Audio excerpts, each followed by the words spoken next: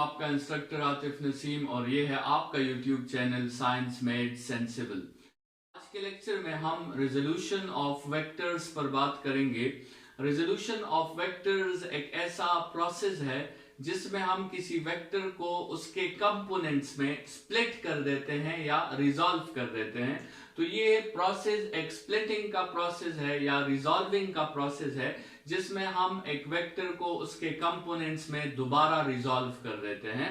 A process in which a vector is splitted or resolved into its components is called resolution of vectors। ठीक है, ये आपको definition से अंदाजा हो गया होगा कि this process is exactly opposite to the addition of vectors. ये बिल्कुल एडिशन ऑफ वेक्टर्स के एक ऑपोजिट प्रोसेस है।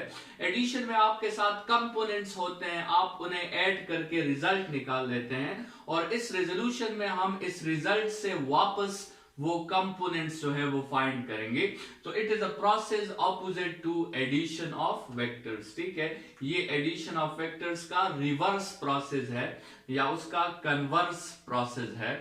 स्टूडेंट्स, थोड़ा सा इस रेजोल्यूशन को जनरलाइज करने के लिए मैंने एक एग्जांपल ली है एडिशन की। लेट्स सपोज मैं एक क्लास में एक स्टूडेंट को दो नंबर्स कॉपी पे लिख के दे देता हूं जो दूसरे स्टूडेंट्स को मालूम नहीं है, और वो दो नंबर्स हैं 2 और 3, और मैं उस स्टूडेंट को इंस्ट्रक्ट करता हूं कि आप इन दो नंबर्स को ऐड करके मुझे सिर्फ रिजल्ट बताएं। ठीक है, तो वो मुझे 2 + 3 से 5 रिजल्ट बता देगा। अभी स्टूडेंट्स को, जो बाकी क्लास के स्टूडेंट्स हैं, उनको रिजल्ट का पता है, लेकिन उनको इंडिविजुअल नंबर्स का पता नहीं है जो ऐड होके 5 रिजल्ट आया है। अभी मैं उन बाकी क्लास के स्टूडेंट्स से पूछता हूं कि इस 5 को उन्हीं आइटम्स में आप स्प्लिट कर दें जो मैंने इस एक स्टूडेंट को लिखवाए थे। तो आपको अंदाजा लग गया होगा कि ये बाकी क्लास वाले स्टूडेंट्स वो आइटम्स करेक्टली नहीं बता सकते।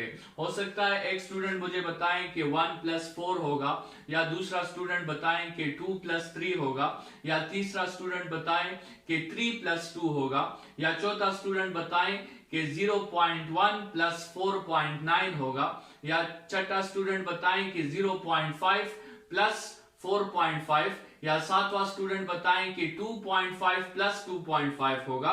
मतलब आपके साथ ये जो रेजोल्यूशन का प्रोसेस है, इसमें आपके साथ इनफाइनाइट पॉसिबिलिटीज हैं। आप कोई भी वैल्यूज, दो ऐसी वैल्यूज लिख सकते हैं जिससे 5 रिजल्ट आता हो, और अगर आपने इसे 3 आइटम्स में रिजॉल्व करना है तो फिर तो और ज्यादा पॉसिबिलिटीज बन जाती है, और अगर आपने इसे 4 आइटम्स में रिजॉल्व करना है इस 5 को, तो और भी ज्यादा पॉसिबिलिटीज आपके साथ बन जाती है। यहां पर मेरे समझाने का मकसद ये है कि एडिशन जो होता है उसका तो आपको एक डेफिनेट और यूनिक आंसर जो है वो मिल जाता है, लेकिन जो आपके साथ रेजोल्यूशन होता है, ये प्रोसेस अगर आपको इस एग्जांपल से समझ आ गया हो तो ये कहने में आपको जो है कोई दुश्वारी नहीं होगी कि ये प्रोसेस एक कंफ्यूजिंग प्रोसेस है, क्योंकि इसमें आपके साथ मेनी पॉसिबिलिटीज जो है वो आ सकती हैं। इस मेनी पॉसिबिलिटीज को एक एग्जांपल के थ्रू हम यहां पर डिस्कस कर रहे हैं। अगर हम चाहें, लेट्स सपोज हमारे साथ एक वेक्टर ए मौजूद है और हमें इस वेक्टर को रिजॉल्व करना है, तो अगर हम चाहें so we can resolve a vector into 2 components. इस ग्राफिकल रिप्रेजेंटेशन में आप देख रहे हैं मैंने इस वेक्टर ए को A1 में और A2 में रिजॉल्व कर दिया है। So I can write A = A1 + A2। A1 और A2 जो है ये इस वेक्टर A के कंपोनेंट्स हैं, 2 कंपोनेंट्स हैं। लेकिन अगर मैं चाहूं तो मैं इसी वेक्टर को, इसी A वेक्टर को मैं 3 कंपोनेंट्स में भी रिजॉल्व कर सकता हूं। इस डायग्राम में आप देखें वही A वेक्टर है, लेकिन मैंने इसके 3 कंपोनेंट्स बना लिए हैं, A1 + A2 + A3। स्टूडेंट्स, अगर मैं चाहूं तो मैं इन्हें 4 कंपोनेंट्स में भी रिजॉल्व कर सकता हूं। वही A वेक्टर है, लेकिन यहां पे A1, A2, A3 और A4। मतलब जब तक आपका फर्स्ट कंपोनेंट A के टेल से स्टार्ट लेगा और आपका लास्ट कंपोनेंट A के हेड पे जाके रुकेगा, दरमियान में आप जितने कंपोनेंट्स डालना चाहें आप वो रेजोल्यूशन जो है वो कर सकते हैं।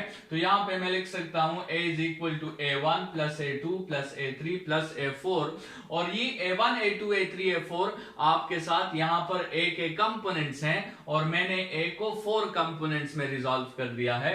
इसी तरह अगर हम जनरली इस बात को जनरलाइज कर दें तो अगर मैं चाहूं तो मैं a को जनरली n कंपोनेंट्स में रिजॉल्व कर सकता हूं, और n आपकी चॉइस है, जो आप जितने कंपोनेंट्स में आप उसे रिजॉल्व करना चाहते हैं। तो ये a1 a2 a3 a4 a5, फिर दरमियान में इस डॉट डॉट का मतलब है कि और भी बहुत से वेक्टर्स हैं, और फिर आखिर में an जो है उसका हेड आके a के हेड के ऊपर ज्वाइन हो गया है। So we can write a is equal to a1 plus a2 plus a3 up to an। So students, यहां पर आपको समझ आ गया होगा कि resolution into components and the number of components is our choice. हमने डिसाइड करना है कि हम इसको कितने कंपोनेंट्स में रिजॉल्व करें। लेकिन स्टूडेंट्स, एक बात याद रखें कि हमने अपने लिए मुश्किलात पैदा नहीं करनी, हमने अपने लिए आसानियां पैदा करनी है। जब भी हम रेजोल्यूशन करते हैं तो सिर्फ लेट्स सपोज अगर हम किसी वेक्टर को 3 कंपोनेंट्स में रिजॉल्व करके हम ये स्टेटमेंट लिख लेते हैं, तो ये स्टेटमेंट लिखने से हमारा मसला खत्म नहीं हुआ। हमने रेजोल्यूशन करनी है, इसका मतलब ये है कि हमने हर कंपोनेंट वेक्टर का मैग्नीट्यूड भी फाइंड करना है और उसकी डायरेक्शन भी फाइंड करनी है।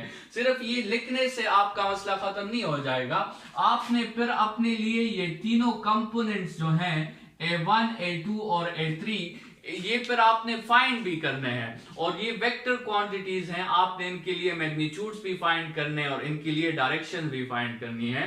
तो अगर ये बात आपके जहन में हो तो क्या आप किसी वेक्टर को 10 कंपोनेंट्स में रिजॉल्व करेंगे? नहीं, क्योंकि आपने फिर वो 10 कंपोनेंट्स फाइंड करने होंगे। क्या आप किसी वेक्टर को 20 कंपोनेंट्स में रिजॉल्व करेंगे?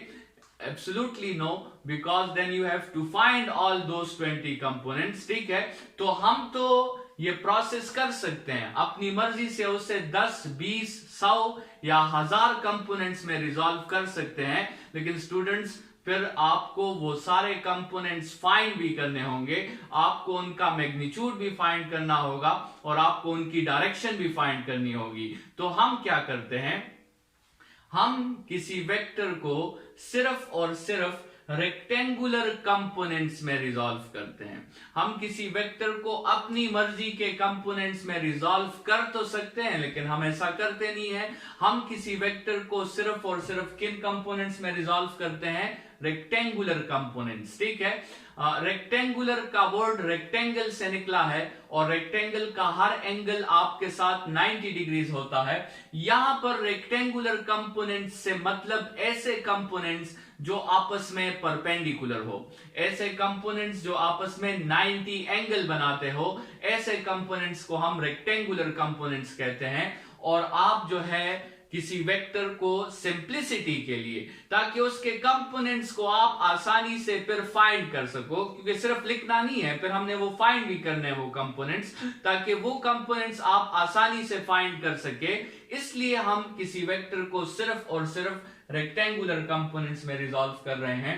आप इस डायग्राम में देख लें, इस डायग्राम में और इस डायग्राम में मैंने वेक्टर a को 2 कंपोनेंट्स में रिजॉल्व किया है, a1 और a2, और यहां भी वेक्टर a को मैंने a1 और a2 में रिजॉल्व किया है। और दोनों डायग्राम्स में आप देख लें कि आपके साथ जो है a1 और a2 में जो एंगल है वो 90 डिग्रीज है। तो यहां पर a1 और a2 a के सिर्फ कंपोनेंट्स नहीं है, बल्कि ये a के रेक्टेंगुलर कंपोनेंट्स हैं। तो यहां पर आप लिख सकते हैं कि a is equal to a1 plus a2, और हमें पता है कि ये a1 a2 जो है ये रेक्टेंगुलर कंपोनेंट्स हैं।